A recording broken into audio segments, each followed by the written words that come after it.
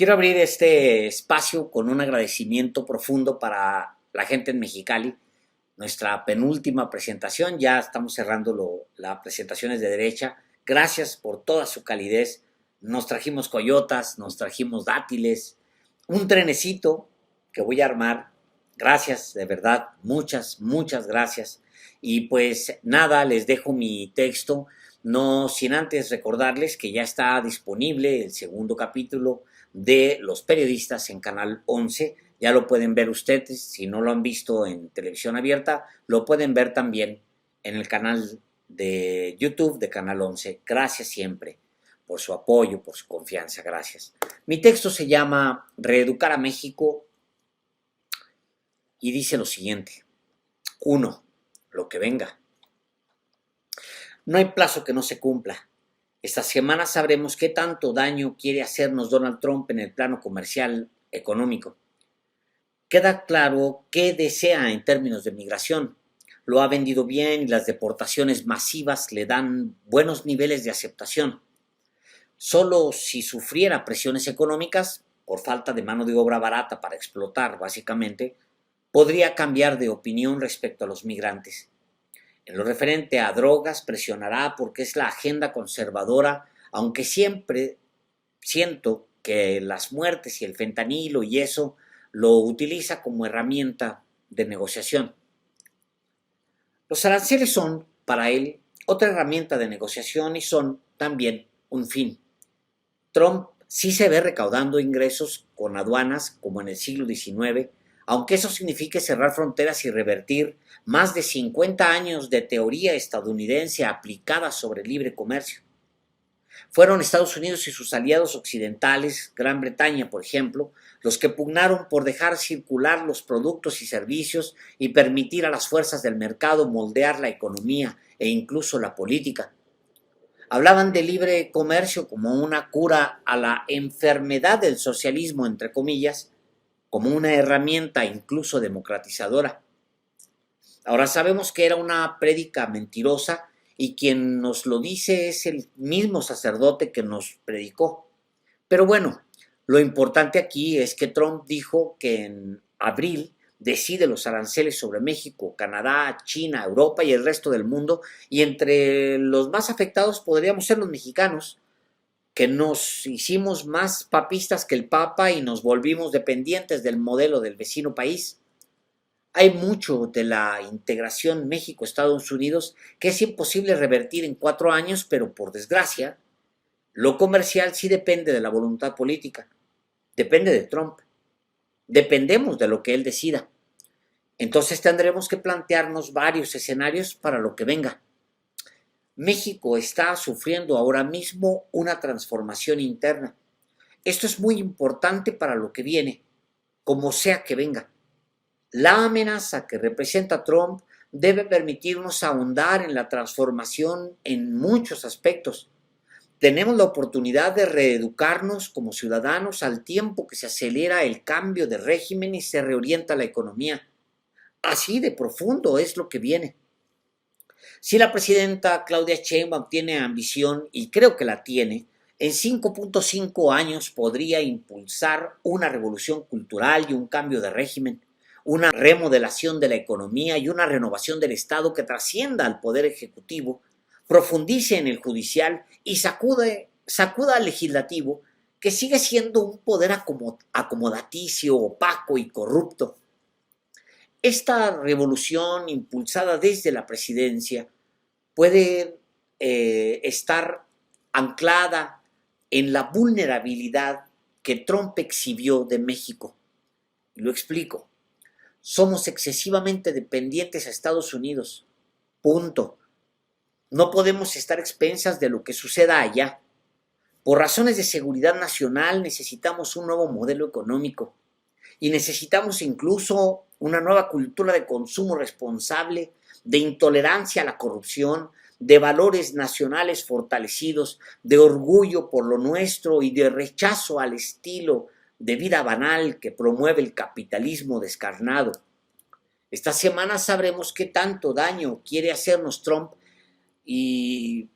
pero independientemente de lo que decida Independientemente, este es el momento para profundizar en el rediseño de nuestro futuro y de reeducar a México. Por razones de soberanía, acabar con la dependencia y por conveniencia propia, empezar ya. Sirve trabajar con escenarios y sugiero que el primero sea el peor escenario. 2. Escenarios. Digamos que Trump decide mantener los aranceles del 25% en todo y no solo autopartes y vehículos, sino en absolutamente todo lo que mandamos hacia allá. La economía perdería impulso y la recesión que amenaza a toda América del Norte se consolidará desde Alaska hasta México, pero bajará hasta la Patagonia. A México pegará peor que a muchos otros países, como advertía el viernes la presidenta Sheinbaum, porque hay una alta integración industrial y dependencia con el modelo de Estados Unidos. Y es mucho más evidente en el sector automotriz, que se respalda en más de medio siglo de trabajo conjunto. Sirve analizarlo, pues, desde el sector automotriz. El corredor Coahuila-Nuevo León depende fuertemente de Estados Unidos, lo mismo que la región integrada de Guanajuato-Puebla, Estado de México.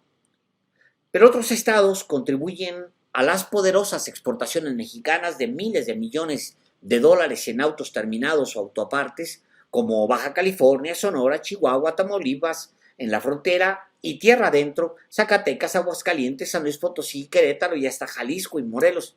Incluso Hidalgo y Michoacán aportan al sector. Cualquier tornillo que se elimine de esas cadenas productivas afecta el empleo en México. Para evitar el castigo arancelario, las empresas cancelarán planes de inversión en México y se brincarán a Estados Unidos a establecer plantas allá. Luego vendrá la parte más dura, la desinversión sobre lo que ya hay. El cierre de empresas en México para trasladarlas a Texas o a donde sea, eso se conoce como desindustrialización. Las autoridades mexicanas deberán moverse rápidamente para reorientar la mano de obra del sector automotriz hacia otros sectores. La desindustrialización es un fenómeno económico que han enfrentado de distintas maneras las naciones. Cuando los gobiernos no ofrecen alternativas a las poblaciones que quedan atrapadas en un proceso de desindustrialización, la descompensación de la economía destruye hasta el tejido social. Y pongo un ejemplo: Detroit. Ahí empezó la Ford Motor Company a principios del siglo XX y luego se mudaron General Motors y Chrysler para aprovechar la mano de obra especializada. En la Segunda Guerra Mundial se volvieron locos haciendo autos para el ejército y luego, a finales de la década de 1950, todo empezó a resquebrajarse. La ciudad se hizo adicta a los impuestos que cargaba a las automotrices. El empleo se volvió caro y empezó una migración industrial a destinos menos onerosos. Era previsible, pero no a la velocidad que se dio. Detroit, el gobierno de la ciudad, se declaró en bancarrota. La criminalidad subió. Miles de viviendas fueron abandonadas y miles de bodegas industriales se vaciaron en meses. La insolvencia acabó hasta con el mobiliario público. Una ciudad pujante se volvió una zona de guerra, con bodegones ocupados en todas direcciones por los sin casa. Los servicios se encarecieron y se volvieron obsoletos porque no había dinero para tapar baches, menos para aumentar el número de policías. Y luego, la corrupción aumentó. La desindustrialización, sin embargo, no siempre lleva al apocalipsis. Hay ejemplos exitosos de ciudades y países que se deshacen de industrias contaminantes, reorientan su economía y se van al empleo de los servicios. Por ejemplo, piense en Madrid, en la Ciudad de México, en Nueva York o en Tokio. Son urbes que tuvieron fábricas y muchas las tienen hasta hoy, pero en menor medida. Caminaron hacia el sector servicios, que genera millones de empleos mucho más limpios. Se obligaron a embellecer el mobiliario urbano para atraer visitantes y crecieron las opciones de entretenimiento. La hotelería y los restaurantes se empujan hacia comunidades más amables, sin contaminación visual como las que provocan las fábricas y con mayor seguridad. Se crearon zonas de calidad de vida, se rescataron centros históricos y en general se reorientó la vocación de la economía en estas ciudades, pero también la vocación de la mano de obra. Nadie lo recuerda ya, unos porque no se difunde y otros por odio. Pero quien empezó esa transformación en la capital mexicana fue nada menos que Andrés Manuel López Obrador. Piénselo y verá.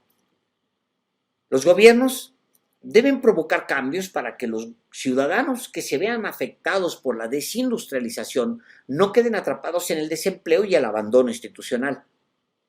Pienso ahora mismo en Saltillo. ¿Volverlo en una perla turística es opción? Por supuesto que sí. Es una ciudad con historia, con un centro histórico cuidado, con vialidades y con cocina propia. También Monterrey y el corredor fronterizo, Tijuana, Ciudad Juárez, Piedras Negras, Laredo, etc. Estas ciudades tuvieron un tipo de turismo nada amable durante décadas. Un turismo estadounidense. Luego vino la industrialización y después la guerra de Felipe Calderón que acabó con todo. La vocación fronteriza por los servicios podría ser una gran opción. ¿Cómo hacer estas ciudades amables a los visitantes? ¿Cuáles son las condiciones? Primero, garantizar la seguridad. La violencia acaba con todo. Luego, se puede generar infraestructura en lo general, infraestructura turística en lo particular. ¿Es posible? ¿No es una locura eso? No, no lo es. Nueva York era, en la década de 1980, una ciudad abandonada de la mano de Dios, violenta, sucia, agresiva, abundante en drogas y en negocios negros. Y luego vino su reconversión hasta convertirse en una ciudad de clase mundial. Y así, se debe analizar cada sector y cada una de las regiones. ¿Los aranceles acabarán con la agroindustria mexicana? No, no lo creo. Habrá una reconversión en el tipo de productos, quizás, pero el campo de México es poderoso si se le cuida, sobrevive y se adapta. Los aguacates costarán más a los neoyorquinos. ¿Qué se le va a hacer? Pues que culpen a Trump, pero saben a gloria y la gente los aprecia y ninguno sabe como sabe el de Michoacán. En este caso en particular, se traslada el sobreprecio al consumidor. Y Sinaloa, que es una hortaliza generosa, quizás deba brincarse, y estoy inventando un ejemplo, del tomate y el pimiento al espárrago y el mango. Como digo, es un ejemplo. Hay que volver a calcular las posibilidades y reevaluar el mercado. ¿Es posible sobrevivir? Por supuesto que sí. Lo más importante es que el gobierno y los empresarios hagan todo lo que se requiera para que la respuesta no sea de corto plazo. Sin planeación y sin estímulos va a fracasar. Ellos y cientos de miles de ciudadanos perderán su empleo. Lo más importante es que se piense en reorientar la economía a gran escala. Si la idea es que ya no seamos un país de maquilas, sino uno de servicios, incluyendo los servicios financieros e incluso la alta tecnología, entonces a darle, a reconvertir, a educar, a reeducar, a crear los espacios físicos para que se instalen Nvidia, Google, Meta, etc. Pero hay que tomar la decisión y planear a largo plazo. Esa es la tarea que se debe hacer y pues tal cual, tenemos gobierno y además financiamos este gobierno, pues a darle. 3, oportunidad. Pensemos en un escenario intermedio, donde Trump decide mantener los aranceles del 25% en ciertos vehículos y en ciertas autopartes exportadas desde México. La economía entra en recesión, pero rebota pronto. se daña la integración industrial con Estados Unidos en todos los sectores y se vuelve inviable una parte de nuestra misma economía. Y pensemos también que no pasa nada, que el gobierno responde con inteligencia, dignidad y preparación a las exigencias de Trump y brincamos estos 4 años sin daños severos, aunque esa idea, la del no pasa nada, es ya inviable a estas alturas. Sí pasa, y pasa mucho. Hemos perdido un socio confiable que en esta ocasión no nos hizo daño, supongamos, pero en el futuro lo hará, si es que lo necesita. Ese es el daño que ha hecho Trump a las relaciones de Estados Unidos, no solo con México, con el mundo, por marrullero, por imprudente, por prepotente. Estos últimos escenarios más ligeros, digamos, sin embargo, no deberían cambiar los planes de un relanzamiento de México. Por razones de seguridad nacional, la presidenta está obligada a emprender una revolución silenciosa pero rotunda para acabar con la dependencia, fortalecer la soberanía y generar una nueva cultura mexicana atenta a nuestros valores y alejada de lo que nos hace daño. Se está trabajando en ello desde López Obrador, pero hay que ponerle plazos. Son 5.5 años los que tiene Claudia y el trabajo ya se inició. Hay margen para un cambio profundo, sobre todo si nos libramos del maltrato de Trump. ¿Y hay manera de librarnos del maltrato de Trump? Sí, increíblemente sí. Es una posibilidad muy real. López Obrador convirtió a México en el socio comercial de la mayor potencia del mundo y no alcanzó a presumirlo porque fue con datos del 2023 y en 2024 estábamos en otra cosa. Porque la prensa mexicana es mezquina. Pero sucedió con él, con López Obrador. Y ahora Claudia puede decirle a Estados Unidos que somos socios confiables y colocarse como un aliado necesario del gigante voluble. Los liberales de Canadá están engolosinados peleando con Trump porque están creciendo en las encuestas. La Unión Europea está a la defensiva y el episodio Zelensky los tiene realmente asustados. China siempre está listo para una guerra de largo aliento. Asia está asustada también, sobre todo Corea del Sur y Japón. Y nosotros, cabeza fría, aguantando sin hacer olas, mostrándonos confiables. En medio de la ofensiva global, Washington sabrá agradecerlo. La presidenta de México, léanlo bien, no se ha gastado todas las cartas. Ni siquiera ha apelado a consumir lo nacional, ni siquiera ha recurrido al nacionalismo, ni ha llamado a una cohesión en torno a la república que, créanlo y piénsenselo en votos demócratas o republicanos, puede asustar allá. Pero eso lo creo ahora mismo, por eso es ahora. Nos toca arrebatar nuestro destino, tomarlo por la buena o por la buena. Nunca hemos tenido dos presidentes, presidente y presidenta, carismáticos al hilo. Aprovechemos su peso y nuestro peso específico.